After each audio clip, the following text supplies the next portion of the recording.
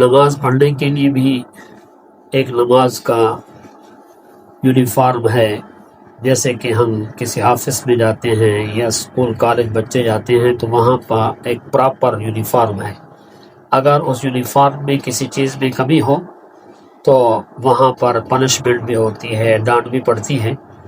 تو یقین جانیے کہ اسی طرح جب نماز پڑھنے کے لیے آتے ہیں تو نماز کے لیے بھی کچھ اللہ کے حضور صلی اللہ علیہ وسلم نے ہمیں آداب بتائے ہیں کہ بھائی پراپر آپ کا ایک لباس ہونا چاہیے، کیونکہ اللہ کے ہاں آپ کی حضوری ہے. لہذا نماز کے دوران سر کا ڈھانپنا، سر کے اوپر ٹوپی کا ہونا بہت ضروری ہے. اگر کاہلی، سستی، لاپرواہی کی وجہ سے وہ بغیر ٹوپی کے نماز پڑھتا ہے تو ضرور ثواب میں کمی ہوگی. لیکن اگر کبھی بہماری مجبوری ہے ثواب کا پیش آ گیا ہے تو مجبوری کی حالت میں نماز ہو جائے گی.